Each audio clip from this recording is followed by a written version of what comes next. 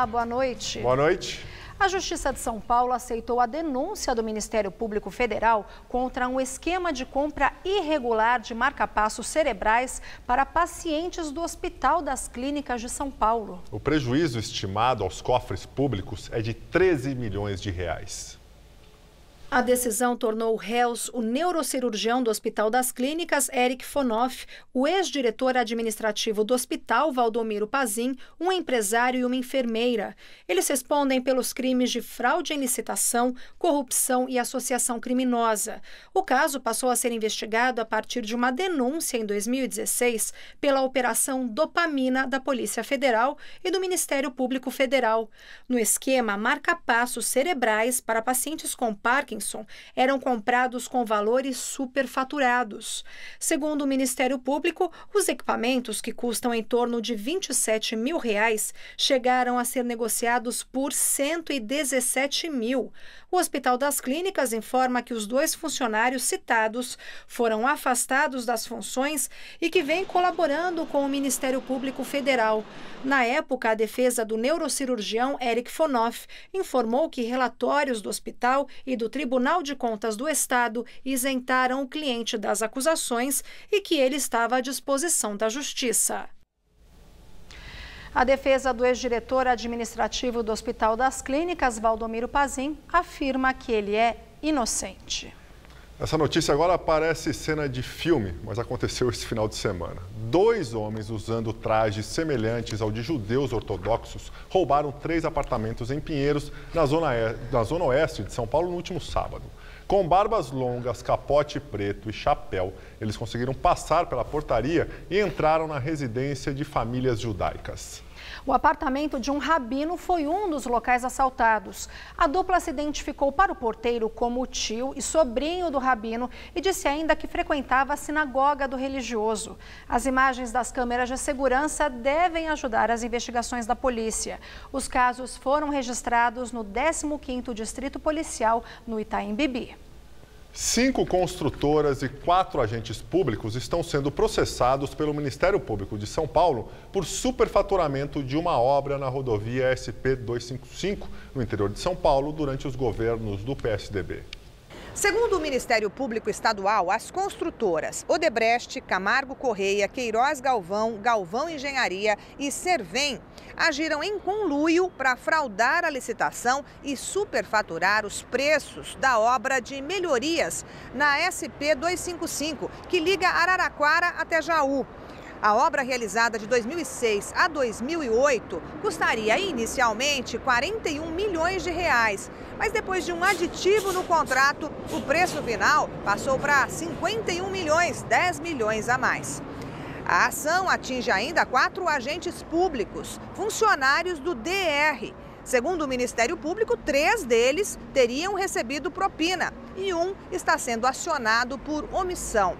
Esse esquema foi revelado nas delações da Odebrecht na Lava Jato. O Ministério Público quer que os envolvidos sejam condenados por improbidade e que o Estado seja ressarcido em 48 milhões e meio de reais.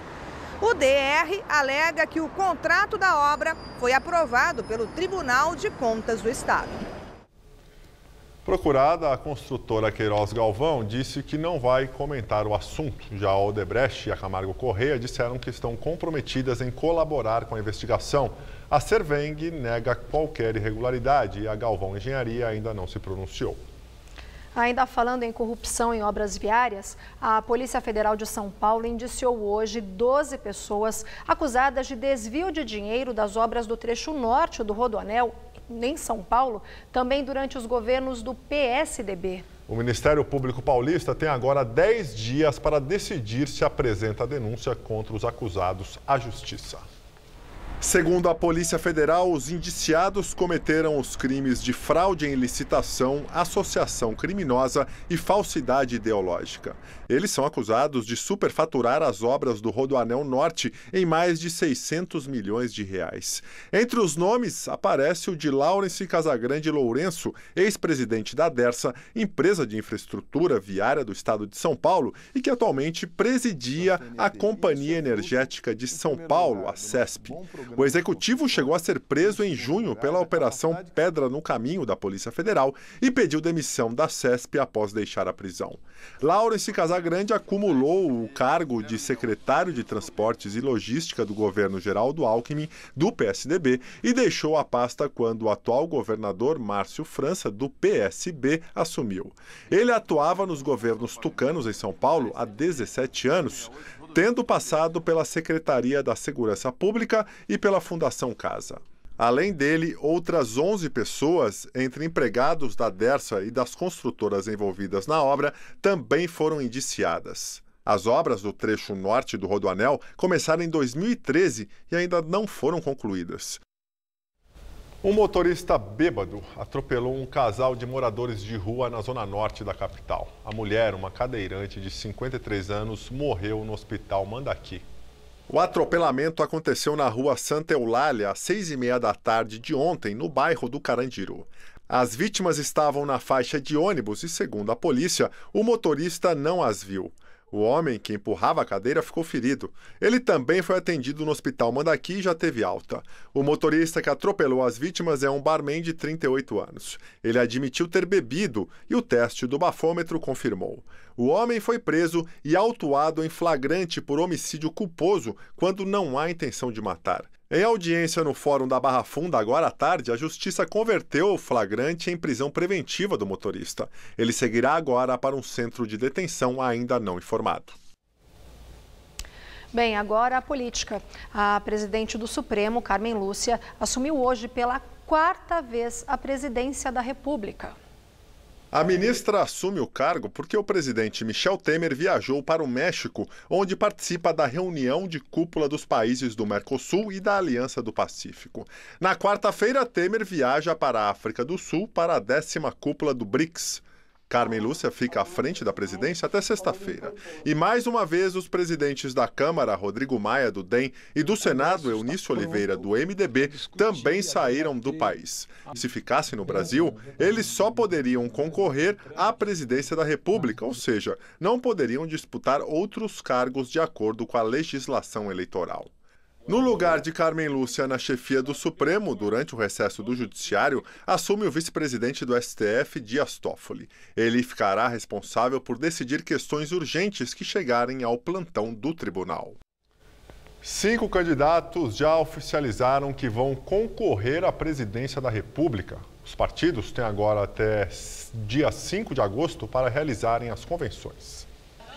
Em convenção no Rio de Janeiro, o deputado Jair Bolsonaro foi escolhido como candidato à presidência da República pelo Partido Social Liberal, legenda à qual se filiou neste ano.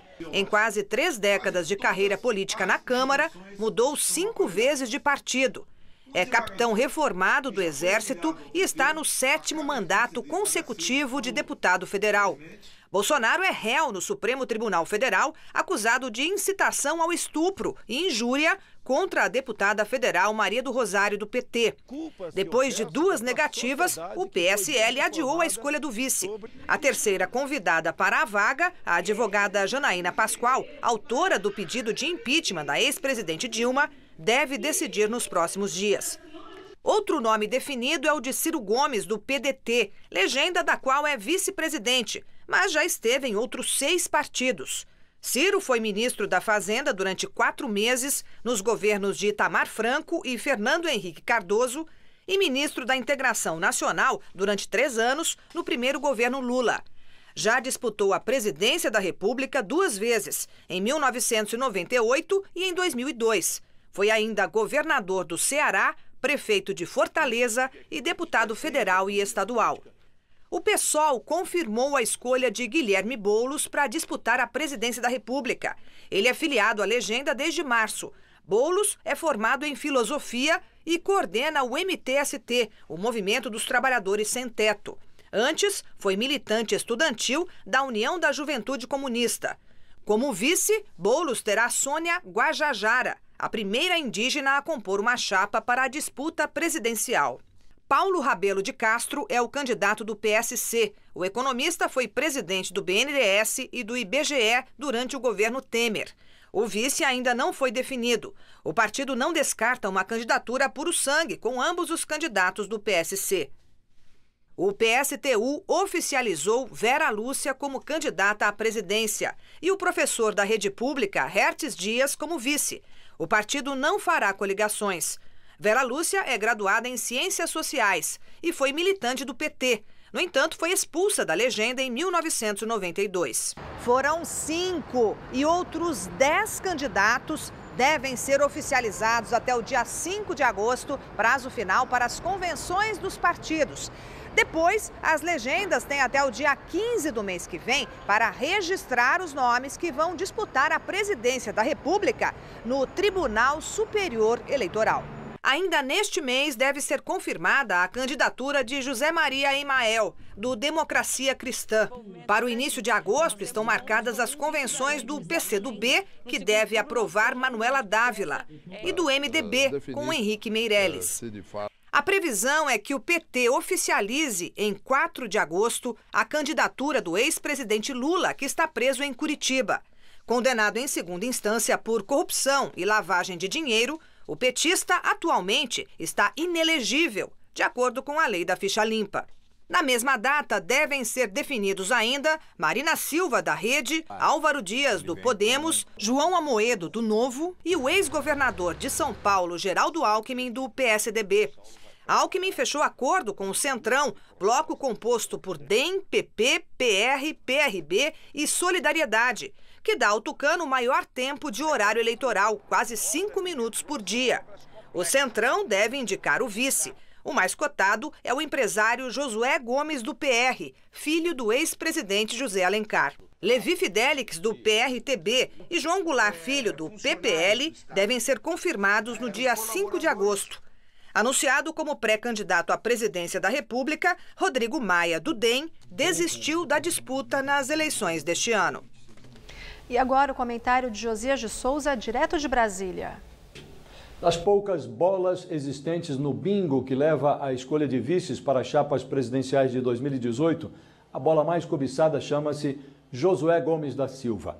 Ele é filho do vice de Lula, José Alencar, de quem herdou um império têxtil com negócios no Brasil, Argentina, Estados Unidos e Canadá. Josué é um empresário respeitável que percorre a cena política puxado pelas mãos enlameadas de Valdemar Costa Neto. Mas ninguém parece se importar com esse detalhe. Foi o mesmo Valdemar que negociou em 2002 a escolha de José Alencar, o pai de Josué, como número 2 da chapa de Lula. Ele fechou o negócio com o PT por 10 milhões de reais, dos quais confessou ter recebido 6 milhões e meio. Deu em cadeia. Agora, o ex-presidiário do Mensalão encosta Josué na chapa de Alckmin, depois de negociar com Lula e Bolsonaro, tendo refugado Ciro Gomes. Dono do PR, Valdemar puxa o cordão do Centrão. Os líderes do grupo dizem buscar apenas o melhor para o país. Ele supõe que os eleitores são estúpidos e encontram farta matéria-prima. Boa noite. Os donos de carros elétricos já podem viajar para o Rio de Janeiro, saindo aqui de São Paulo, sem medo de não chegar ao destino. Pois é, foram inaugurados hoje pontos de recarga específicos para esse tipo de veículo. O investimento do setor privado foi de R$1 milhão. Olhando assim, o modelo chama a atenção pelo design. É moderno, mas nada que o destaque entre tantos carros à venda por aí. Mas se procurarmos alguns detalhes, encontramos diferenças. Escapamento não se vê em canto algum. Tampa do tanque de combustível também não, nem escondida. O segredo é que este é um modelo 100% elétrico. Carros como este têm algumas vantagens. O conforto é uma delas, não pela posição de dirigir, mas pelo nível de ruído. Ele não faz barulho quando está ligado e em movimento. Outro benefício é a economia. Como não há queima de combustível, o dono gasta com energia, em média, 1/5 do que gastaria com gasolina ou etanol. Sem falar do índice zero de emissão de poluentes e, em alguns estados, o abatimento de tributos, como IPI e IPVA. Mas tem também algumas desvantagens. Por ser uma tecnologia em expansão, mesmo com os descontos de impostos, os carros elétricos ainda são bem mais caros do que os modelos tradicionais. E a autonomia também não é tão grande, normalmente menos de 200 quilômetros. E como não há tantos pontos de recarga, Há o risco do motorista ficar pelo caminho caso a bateria termine. Mas pelo menos entre São Paulo e Rio de Janeiro, isso não será mais um problema, graças a estações de recarga como esta. Por aqui, a partir de agora, é só estacionar, plugar o carro à tomada e 25 minutos depois, pegar a estrada novamente. Eles estão distribuídos até 122 quilômetros um ponto do outro, que é dentro do limite da capacidade de um carro, da autonomia de um carro. São 6 estações ao longo dos 430 quilômetros da rodovia Presidente Dutra, o que transforma a principal ligação entre as duas cidades no maior corredor para carros elétricos da América Latina. A EDP distribui energia aqui no Vale do Paraíba, no Alto do Tietê, ou seja, no trecho que interliga São Paulo e Rio de Janeiro. Buscamos uma parceria com a BMW e com a Rede de Postos Ipirangas para que nós pudéssemos, então, propiciar isso para todos os motoristas que passem e que possuem carros elétricos, evidentemente. No Brasil, o número de carros elétricos e híbridos, aqueles que também têm motores tradicionais, ainda é pequeno. Apenas 8.600 unidades de um total de 92 milhões de veículos da frota circulante. Para especialistas, mais pontos de recarga são um incentivo para o setor. Eu acho que é um primeiro passo, muito embora a gente tenha que lembrar que a infraestrutura é importante, mas mais importante do que isso é a geração de demanda. Porque essa infraestrutura só vai ser utilizada na medida que eu tiver veículos elétricos. E quem quiser comprar carro elétrico ou híbrido vai pagar menos imposto sobre produtos industrializados, mas apenas a partir de novembro, quando entra em vigor uma norma publicada no início do mês pelo presidente Michel Temer. Bem, agora vamos ao noticiário internacional. O presidente Trump subiu o tom contra o Irã em nova troca de ameaças entre os dois países. A fala foi uma resposta a um discurso de Rouhani, que recomendou a Washington não brincar com fogo, porque começar um conflito com Teherã representaria a mãe de todas as guerras, e que o país responderá a ameaças com ameaças e não vai se intimidar. Trump advertiu o presidente iraniano, Hassan Rouhani, que não ameace os Estados Unidos se não quiser sofrer consequências históricas. Em maio, os Estados Unidos abandonaram o Acordo Nuclear Multilateral de 2015, assinado por Barack Obama e o Bloco Europeu, em que o Irã se comprometeu a limitar suas atividades nucleares em troca do alívio em sanções internacionais. O presidente americano alegou que o Irã trapaceia o acordo para desenvolver seu programa nuclear e, sem apoio da Europa, retomou o bloqueio econômico contra o país. O primeiro-ministro direitista de Israel, Benjamin Netanyahu, elogiou a posição dura de Donald Trump contra o Irã, tradicional inimigo de Israel.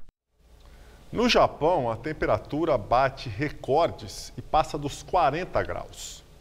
A onda de calor nos últimos dias fez os termômetros da cidade de Kumagaya, perto de Tóquio, marcar os 41,1 graus. Em 2 semanas, mais de 40 pessoas morreram, mas o governo afirmou que ainda não há um balanço oficial. A população é orientada a ficar em casa e usar ar-condicionado. Segundo a Agência de Gerenciamento de Incêndios e Desastres do Japão, no ano passado, 48 pessoas morreram por causa do calor do verão japonês. Bem, voltando agora para o Brasil, um estudo inédito realizado por pesquisadores da Universidade Municipal de São Caetano do Sul, no ABC, aponta que a água do fundo da represa Billings, em São Paulo, é mais poluída do que se imaginava. As amostras contêm 12 novos tipos de bactérias nocivas à saúde.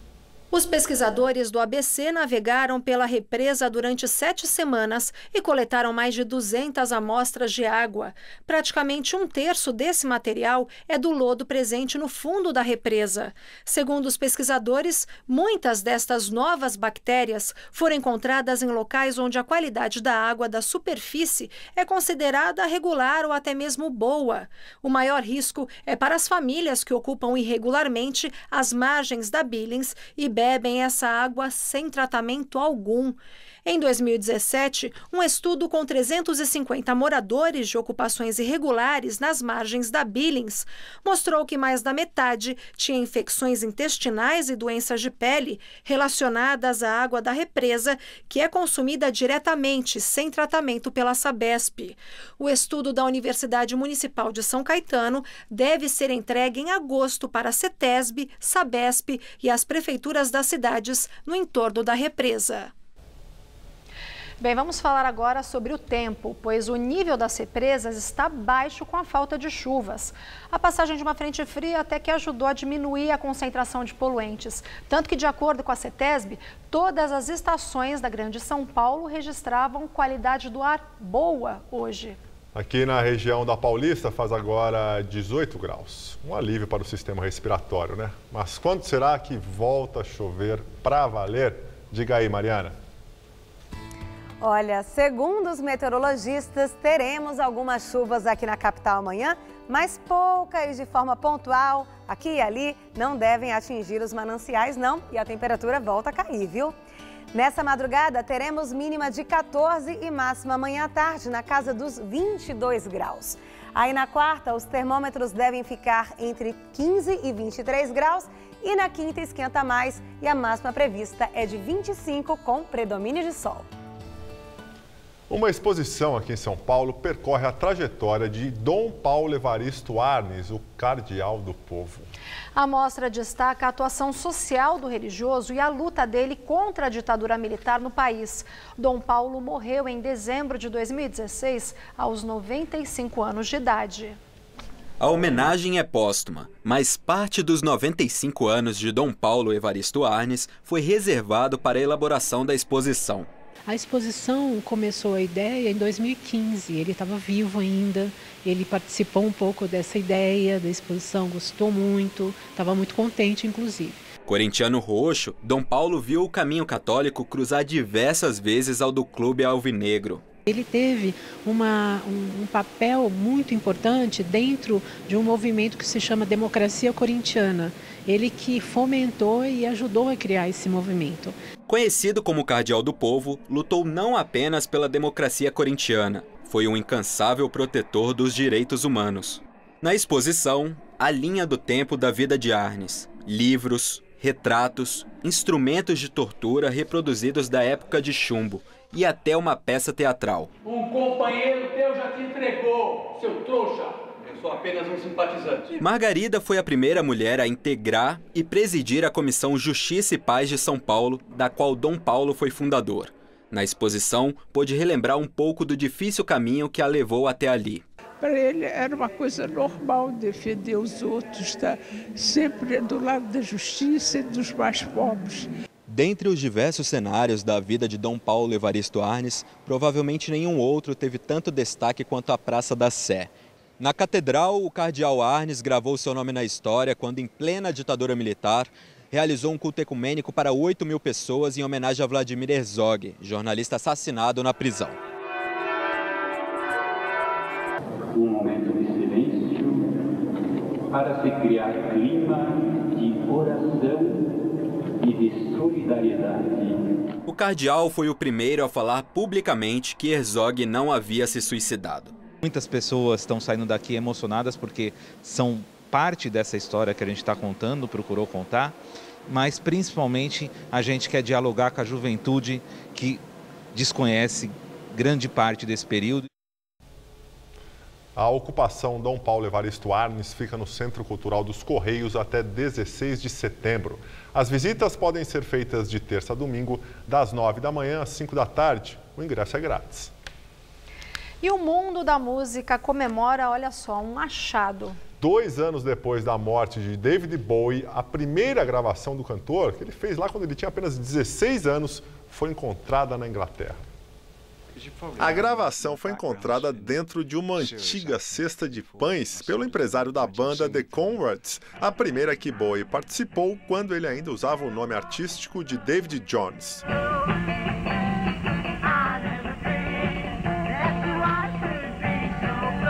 Bowie morreu de câncer aos 69 anos em janeiro de 2016. 2 dias antes, ele tinha lançado o 25º álbum da carreira, Black Star.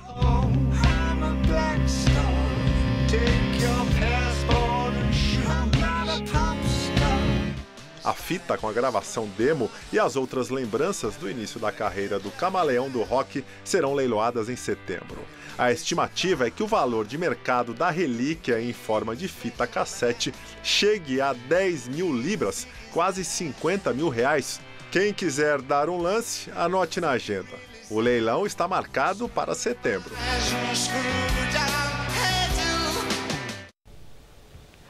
Bem, nós ficamos por aqui. A edição de hoje pode ser vista no site do Jornal da Gazeta. Uma ótima noite para você. Até amanhã, Tchau, Gabriel. Luciana. Até amanhã. Muito obrigado pela companhia. Tenha uma excelente noite, uma ótima semana. E assista agora o programa Todo Seu com Rony Fon. Até amanhã. Próximo domingo, 11 da noite, em Hora do Voto, confira uma entrevista com Ciro Gomes, pré-candidato à presidência da República pelo PDT. Assista agora, Todo Seu.